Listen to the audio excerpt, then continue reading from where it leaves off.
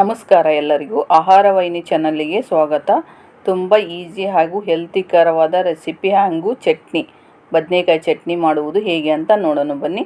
ನೋಡುವುದಕ್ಕೆ ಮೊದಲು please subscribe ಆಗದೆ ನೋಡ್ತಾ ಇದ್ದರೆ ಸಬ್ಸ್ಕ್ರೈಬ್ ಮಾಡ್ಕೊಳ್ಳಿ. ಹೊಸದಾಗಿ ಹಾಗೆ ಚಾನಲ್ ನೋಡ್ತಾ ಇದ್ದರೆ ಸಬ್ಸ್ಕ್ರೈಬ್ ಮಾಡ್ಕೊಳ್ಳಿ ಪ್ಲೀಸ್ ಫ್ರೆಂಡ್ಸ್. ಹಾಗೆ ಮೊದಲಿಗೆ ದೋಸೆ ಮಾಡುವುದು ಹೇಗೆ ಅಂತ ನೋಡೋಣ ಬನ್ನಿ. 1 ಕಪ್ಪು ಅವಲಕ್ಕಿಯನ್ನು ಹಾಕ್ಕೋಬೇಕು. ಒಂದು ಪಾತ್ರೆಗೆ ಹಾಕ್ಕೊಂಡು ಹಾಗೆ ಸ್ವಲ್ಪ ನೀರನ್ನು ಹಾಕಿ, ಜಾಸ್ತಿ ಹೊತ್ತೇನು ತೊಳೆಯೋದು ಬೇಡ, ಒಂದೇ ಟೈಮ್ ವಾಶ್ ಮಾಡಿಟ್ಕೊಳ್ಳಿ. ಅವಲಕ್ಕಿಗೆ ಸ್ವಲ್ಪ ನೀರು ಹಾಕಿ, ಜಾಸ್ತಿ ಏನು ಹಾಕಕ್ಕೆ ಹೋಗಬೇಡಿ. ಸ್ವಲ್ಪ ನೆನೆಯೋಕ್ಕೋಸ್ಕರ 2ರಿಂದ 3 ನಿಮಿಷ ನೆನೆಯುತ್ತೆ ಅಷ್ಟೇ ಸಾಕು. ಚೆನ್ನಾಗಿ ನೆನೆಯಲು ಬೇಡಿ. ನೆಂದ ಮೇಲೆ ನೀರನ್ನು ಹಿಂಡಬೇಕಂದ್ರೆ ಅವಲಕ್ಕಿ ನೆಂದ ಮೇಲೆ ಕೈಯಿಂದ ಚೆನ್ನಾಗಿ ನೀರನ್ನು ಹಿಂಡಿಕೊಳ್ಳಿ, ಅಥವಾ ನೀವು ಕೂಡ ಜರಡಿಯಲ್ಲಿ ಹಾಕಿ ನೀರು ಇಳಿಯಲು ಬೇಡಿ. ನೀರು ಬಸಿದ ಮೇಲೆ ಮಿಕ್ಸಿ ಜಾರಿಗೆ ಹಾಕಬೇಕು. ಮಿಕ್ಸಿ ಜಾರಿಗೆ ನೆನೆದ ಅವಲಕ್ಕಿಯನ್ನು ಹಾಕಿಕೊಳ್ಳಬೇಕು ಫ್ರೆಂಡ್ಸ್. ಇದು ಅವಲಕ್ಕಿಯಿಂದ ಮಾಡಿ ದೋಸೆ ತುಂಬ ಹೆಲ್ತಿಕರ ಸ್ಮೂತಾಗಿ ಇರುತ್ತೆ ಫ್ರೆಂಡ್ಸ್. ಇದಕ್ಕೆ 1 ಕಪ್ಪು ರವೆ, 1 ಕಪ್ ಅವಲಕ್ಕಿ ಅಂದರೆ 1 ಕಪ್ಪು ರವೆ ತಗೋಬೇಕು. ಇದಕ್ಕೆ 1/4 ಕಪ್ಪಿನಷ್ಟು ಮೊಸರು ತೆಗೆದುಕೊಳ್ಳಿ, ಗಟ್ಟಿ ಮೊಸರು ಆಗಬೇಕು. ಹಾಗೆ 1 ಗ್ಲಾಸ್ ಸೇಮ್ ಅಳತಿ ನೀರನ್ನು ಹಾಕಿ 1.5 ಕಪ್ ನೀರು ಬೇಕಾಗುತ್ತೆ ಟೋಟಲ್ ಆಗಿ.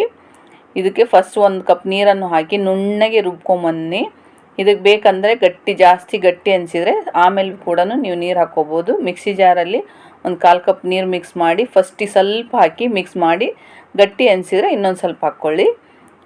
ನೋಡಿ ಈ ಥರದಲ್ಲಿ ಹಾಕಿಕೊಳ್ಬೇಕು. ಗಟ್ಟಿ ಅಂದರೆ ಮಸ್ತು ದೋಸೆ ಹಿಟ್ಟಿನಕ್ಕಿಂತ ನೀರು ಆಗಬಾರ್ದು, ಸ್ವಲ್ಪ ಗಟ್ಟಿಯಾಗಿರಬೇಕು. ನೋಡಿ ಹಿಟ್ಟು ಚೆನ್ನಾಗಿ ಇವಾಗ ಮಿಕ್ಸ್ ಆಗಿದೆ. ಇದಕ್ಕೆ ರುಚಿಗೆ ತಕ್ಕಷ್ಟು ಉಪ್ಪನ್ನು ಹಾಕಿ, ಸ್ವಲ್ಪ ಕಲರ್ ಬರೋಕ್ಕೋಸ್ಕರ ಸಕ್ಕರೆ ಹಾಕಿ ಅಥವಾ ಸ್ಕಿಪ್ ಕೂಡ ಮಾಡ್ಕೋಬೋದು.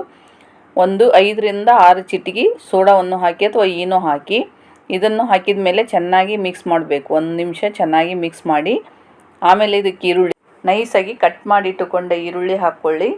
ಹಾಗೆ ತುರಿದಿಟ್ಟ ಕ್ಯಾರೆಟ್ ಕೂಡ ಹಾಕ್ಕೊಳ್ಳಿ. ನಿಮಗೇನು ಬೇಕು ಕ್ಯಾಪ್ಸಿಕಮ್ ಹಾಕ್ಕೋಬೋದು, ಟೊಮೆಟೊ ಕೂಡ ಹಾಕ್ಕೋಬೋದು. ನಿಮಗೆ ಯಾವ ವೆಜಿಟೇಬಲ್ ಇಷ್ಟ ಆಗುತ್ತೋ ಆ ವೆಜಿಟೇಬಲ್ ಹಾಕ್ಕೊಂಡು ಈ ಥರದಲ್ಲಿ ಮಿಕ್ಸ್ ಮಾಡಿ ಇಟ್ಕೋಬೇಕು. ನೋಡಿ ಹೀಗೆ ಎಲ್ಲ ತರಕಾರಿ ಹಿಟ್ಟು ಮಿಕ್ಸ್ ಆದಮೇಲೆ 5 ನಿಮಿಷ ನೆನೆಯಲು ಬಿಡಿ ಸಾಕು. ಆಮೇಲೆ ದೋಸೆ ಹಂಚನ್ನು ಇಟ್ಟು ಮೊದಲಿಗೆ ಚೆನ್ನಾಗಿ ಬಿಸಿಯಾಗಿರಬೇಕು ದೋಸೆ ಹಾಕುವಾಗ. ಆಮೇಲೆ ಸಣ್ಣ ಉರಿಯನ್ನು ಇಟ್ಟು ಬೇಯಿಸಿ, ಅಂದರೆ ಚೆನ್ನಾಗಿ ಬರುತ್ತೆ ದೋಸೆ. ಲೋ ಫ್ಲೇಮಲ್ಲಿಟ್ಟು ಬೇಯಿಸಬೇಕು. ಇದಕ್ಕೆ ತುಪ್ಪ ಅಥವಾ ನಿಮಗೆ ಬೇಕಂದರೆ ಎಣ್ಣೆ ಕೂಡ ಹಾಕ್ಕೊಳ್ಳಿ. ತುಪ್ಪ ಹಾಕ್ಕೊಂಡ್ರೆ ಇನ್ನೂ ಟೇಸ್ಟ್ ಇರುತ್ತೆ. ನೋಡಿ ಇದನ್ನು ಒಂದು ಕ್ಯಾಪನ್ನು ಮುಚ್ಚಬೇಕು. 2-3 ನಿಮಿಷ ಮುಚ್ಚಿ ಚೆನ್ನಾಗಿ ಬೇಯಬೇಕು. 2 ಕಡೆ ಬೇಯಿಸ್ಬೇಕಾಗತ್ತೆ ಆದರೆ ಈ ದೋಸೆ.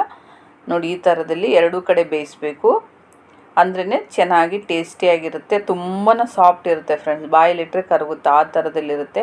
ನೀವು ಕೂಡ ಈ ಥರದಲ್ಲಿ ಟ್ರೈ ಮಾಡಿ ದೋಸೆ. ಅವಲಕ್ಕಿ, ರವೆ, ಮೊಸರು ಅಷ್ಟೇ 3 ಇಂಗ್ರೀಡಿಯೆಂಟ್ಸ್ ಇಟ್ಕೊಂಡು ಮಾಡಿದ್ದು. ಇವಾಗ ಬದನೆಕಾಯಿ ಚಟ್ನಿ ಮಾಡುವುದು ಹೇಗೆ ಅಂತ ನೋಡೋಣ ಬನ್ನಿ. ಬದನೆಕಾಯಿ ಚಟ್ನಿ ತುಂಬ ಟೇಸ್ಟಿ ಹಾಗೂ ಹೆಲ್ತಿಕರವಾದ ಚಟ್ನಿ ಫ್ರೆಂಡ್ಸ್. ಇದಕ್ಕೆ 2 ಬದನೆಕಾಯಿ ಅಥವಾ 1 ಬದನೆಕಾಯಿ, ಕರಿಬೇವು, ಬೆಳ್ಳುಳ್ಳಿ, ಈರುಳ್ಳಿ, ಟೊಮೆಟೊ ಹಾಗೂ ಕೊತ್ತಂಬರಿ, ನಿಮ್ಮ ಕಡೆ ಪಾಲಕ್ ಕಡ್ಡಿ ಇದ್ದರೆ ಹಾಕಿ, ಅಥವಾ ಇಲ್ಲಾಂದರೆ ಸ್ಕಿಪ್ ಕೂಡ ಮಾಡ್ಕೊಳ್ಳಿ. ಹಾಗೆ ಒಣಮೆಣಸಿನ್ಕಾಯಿ, ಸ್ವಲ್ಪ ಹುಣಸೆ ಹಣ್ಣನ್ನು ಹಾಕಿ, ಆಮೇಲೆ ಇನ್ನೂ ಏನೇನು ಬೇಕಂತ ಮುಂದೆ ತೋರಿಸ್ತೀನಿ. ಇದನ್ನೆಲ್ಲ ಕಟ್ ಮಾಡಿ ಇಟ್ಕೋಬೇಕು. ಒಂದು ಕಡಾಯಿಯನ್ನು ಗ್ಯಾಸ್ ಮೇಲೆ ಇಡಿ. 1 ಟೇಬಲ್ ಸ್ಪೂನ್ ಎಣ್ಣೆ ಅಥವಾ 2 ಟೇಬಲ್ ಸ್ಪೂನ್ ಎಣ್ಣೆ ಹಾಕಿ, ಇದಕ್ಕೆ 3 ಟೇಬಲ್ ಸ್ಪೂನ್ ಕಡಲೆಬೇಳೆ, 2ರಿಂದ 3 ಟೇಬಲ್ ಸ್ಪೂನ್ ಕಡಲೆಬೇಳೆ ಹಾಕಿ, ಇದು ಸ್ವಲ್ಪ ಗೋಲ್ಡನ್ ಬ್ರೌನ್ ಬರಬೇಕು. ಈ ಗೋಲ್ಡನ್ ಬ್ರೌನ್ ಬರೋ ತನಕ ಫ್ರೈ ಮಾಡಿ. ಆಮೇಲೆ ಇದಕ್ಕೆ ಜೀರಿಗೆ, 1/4 ಟೇಬಲ್ ಸ್ಪೂನಿನಷ್ಟು ಜೀರಿಗೆ ಹಾಕ್ಕೊಳ್ಳಿ, ಚೆನ್ನಾಗಿರುತ್ತೆ ಟೇಸ್ಟು. ಹಾಗೆ ಕಟ್ ಮಾಡಿಟ್ಟುಕೊಂಡ ಬದನೆಕಾಯನ್ನು ಕೂಡ ಹಾಕಬೇಕು. ಈ ಬದನೆಕಾಯಿ ಚೆನ್ನಾಗಿ ಫ್ರೈ ಆಗಬೇಕು ಫ್ರೆಂಡ್ಸ್, ಅಂದ್ರೇ ಟೇಸ್ಟ್ ಚೆನ್ನಾಗಿ ಕೊಡುತ್ತೆ. ಈರುಳ್ಳಿ, ಕಟ್ ಮಾಡಿಟ್ಟುಕೊಂಡ ಈರುಳ್ಳಿ ಕೂಡ ಹಾಕಿ, ಒಣಮೆಣಸಿಕಾಯನ್ನು ಹಾಕಿ, ಸ್ವಲ್ಪ ಕರಿಬೇವು ಹಾಕಿ, ಬೆಳ್ಳುಳ್ಳಿ 4 ಬೆಳ್ಳುಳ್ಳಿಯನ್ನು ಹಾಕಿ, ಸ್ವಲ್ಪ ಹುಣಸೆ ಹಣ್ಣನ್ನು ಹಾಕಿ, ಆಮೇಲೆ ಕೊತ್ತಂಬರಿ ಕಡ್ಡಿ ಅಥವಾ ಕೊತ್ತಂಬರಿ ಹಾಕಿ, ಪಾಲಕ್ ಕಡ್ಡಿ ಇದ್ದರೆ ಹಾಕಿ ಅಥವಾ ಸ್ಕಿಪ್ ಮಾಡ್ಕೊಳ್ಳಿ. ಹಾಗೆ ಟೊಮೆಟೊ, 1 ಟೊಮೆಟೊ ಕಟ್ ಮಾಡಿ ಟೊಮೆಟೊವನ್ನು ಹಾಕಿ, ಇದನ್ನು ಹೀಗೆ ಫ್ರೈ ಮಾಡ್ತಾಯಿರಿ ಫ್ರೆಂಡ್ಸ್. ಇದು ಸಣ್ಣದಾಗಿ ನೈಸಾಗಿ ಫ್ರೈ ಆಗಬೇಕು, ಅಂದ್ರೇ ಟೇಸ್ಟ್ ಬರುತ್ತೆ. ನೀವು ಇದಕ್ಕೆ ಹುರಿದು ಶೇಂಗಾ ಬೀಜವನ್ನು ಯೂಸ್ ಮಾಡ್ಕೊಳ್ಳಿ, ತುಂಬ ಟೇಸ್ಟ್ ಕೊಡುತ್ತೆ. ಇನ್ನು ಇದಕ್ಕೆ 1/4 ಟೇಬಲ್ ಸ್ಪೂನ್ ಅರಿಶಿಣ ಪುಡಿಯನ್ನು ಹಾಕಿ ಕಲರ್ಗೋಸ್ಕರ. ಇದನ್ನು ಮಿಕ್ಸ್ ಮಾಡಿ ಚೆನ್ನಾಗಿ ಆರಿದ ಮೇಲೆ ಚೆನ್ನಾಗಿ ಫ್ರೈ ಆಗಬೇಕು. ಮೊದಲಿಗೆ ಆರಲು ಬಿಟ್ಟ ಮೇಲೆ ಮಿಕ್ಸಿ ಜಾರಿಗೆ ಹಾಕಿ, ಇದಕ್ಕೆ ಸ್ವಲ್ಪ ನೀರನ್ನು ಹಾಕಿ ನುಣ್ಣಗೆ ರುಬ್ಕೊಳ್ಳಿ. 1/4 ಕಪ್ಪಿನಕ್ಕೂ ಕಮ್ಮಿ ಹಾಕ್ಕೊಳ್ಳಿ, ನೈಸಾಗಿ ರುಬ್ಕೊಳ್ಳಿ. ಇದಕ್ಕೆ ರುಚಿಗೆ ತಕ್ಕಷ್ಟು ಉಪ್ಪು ಹಾಕಿ, ನಾನು ಮೊದಲು ಹಾಕೋದು ಮರ್ತಿದ್ದೆ, ನೀವು ಮೊದಲಿಗೆ ಹಾಕ್ಕೊಂಡು ನೈಸಾಗಿ ರುಬ್ಕೊಳ್ಳಿ. ಇವಾಗ ನೋಡಿ ಬದನೇಕಾಯಿ ಚಟ್ನಿ ಸೂಪರಾಗಿರುತ್ತೆ ಫ್ರೆಂಡ್ಸ್, ನೀವು ಕೂಡ ಟ್ರೈ ಮಾಡಿ.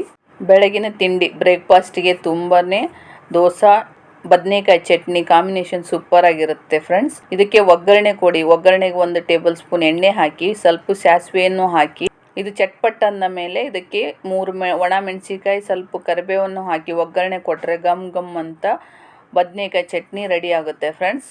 ಇದು ನೀವು ಬೇಕಂದ್ರೆ ರೊಟ್ಟಿ ಚಪಾತಿಗೂ ಕೂಡ ತಿನ್ಬೋದು, ರೈಸಲ್ಲಿ ಕೂಡ ಮಿಕ್ಸ್ ಮಾಡ್ಕೊಂಡು ತಿನ್ಬೋದು. ತುಂಬಾ ಚೆನ್ನಾಗಿರುತ್ತೆ, ಇಡ್ಲಿ ದೋಸೆಗೂ ಚೆನ್ನಾಗಿರುತ್ತೆ ಫ್ರೆಂಡ್ಸ್. ಈ ಥರದಲ್ಲಿ ಟ್ರೈ ಮಾಡಿ, ಹಾಗೆ ನನ್ನ ಚಾನಲ್ಗೆ ಸಪೋರ್ಟ್ ಮಾಡಿ. Thank you to all friends.